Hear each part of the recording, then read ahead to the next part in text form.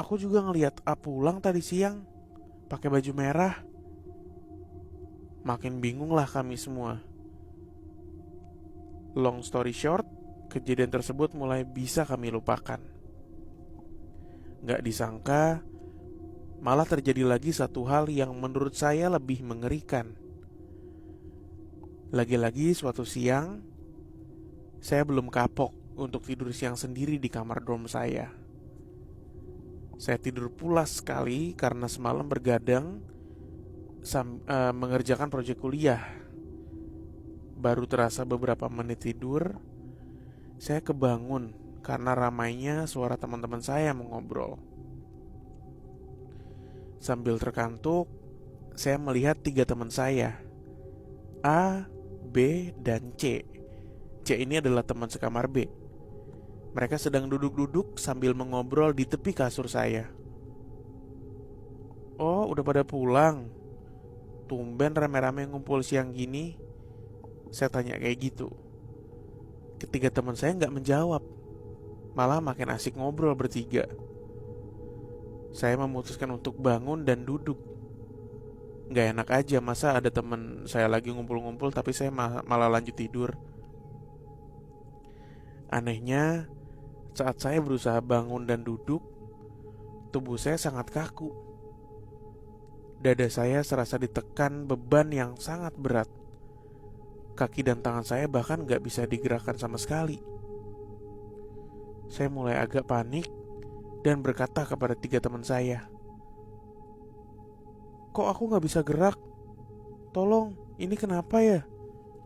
Bukannya menjawab, mereka bertiga malah serentak diam dan tidak melanjutkan obrolan mereka. Suasana tiba-tiba menjadi sunyi. Tiba-tiba mereka bertiga tersenyum.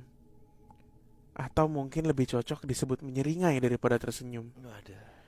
Salah satu dari mereka akhirnya berkata, "Kamu tahu, kamu gak bisa bangun karena kamu emang belum bangun." Wah, Sambil tersenyum lebih lebar lagi. anjay. Setelah berkata demikian, mereka bertiga sontak menertawakan saya. Ada yang gak beres nih, pikir saya. Saya coba lebih kuat lagi untuk bangun, tapi badan saya hanya bisa bergerak sedikit sekali. Lelah mencoba untuk bangun, saya akhirnya tertidur lagi. Beberapa menit setelahnya, akhirnya saya punya tenaga lagi untuk bangun. Badan saya masih basah penuh keringat akibat berusaha berontak bangun dari kasur tadi. Saya membuka mata dan melihat sekeliling, gak ada siapa-siapa. Lega, saya berusaha untuk duduk. Lagi-lagi badan saya kaku. Sambil kebingungan mencoba bangun, terdengar suara tawa yang sama dengan tawa yang telah membangunkan saya sebelumnya. Iya, ketiga sosok yang menyerupai teman saya muncul lagi. Kali ini ada yang berbeda dengan yang sebelumnya.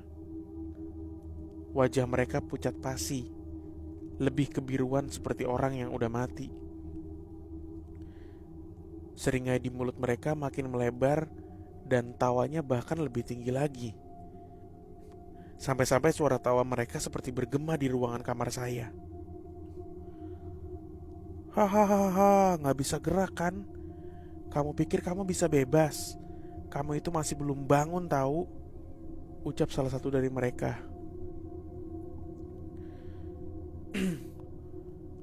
Makin panik, saya mencoba berdoa dalam hati. Saya coba tutup mata dan membuka lagi mata saya. Dan mereka masih di sana. Kali ini wajah mereka bahkan bercucuran darah dari kepala hingga ke seluruh tubuh mereka.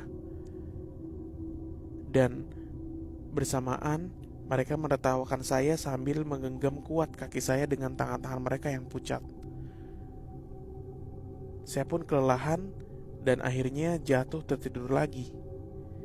Kali ini rasanya cukup lama saya tidur.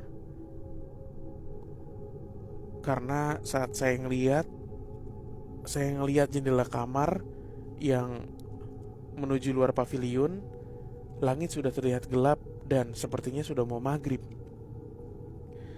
Saya akhirnya benar-benar bisa terbangun dari tidur dengan badan yang penuh keringat akibat kejadian tadi. Saya pikir kejadian barusan cuma sekedar mimpi, tapi sepertinya tidak, karena saya ngelihat kedua pergelangan kaki saya penuh dengan tanda memar biru kehitaman berbentuk jari-jari tangan. Setelah kejadian itu saya kapok dan gak pernah lagi tidur di jam-jam sebelum maghrib. Terima kasih ya bang kalau udah dibacain ceritaku. Maaf kalau kepanjangan ceritanya. Sukses terus untuk podcast Malam Kliwon. Cheers. Cheers.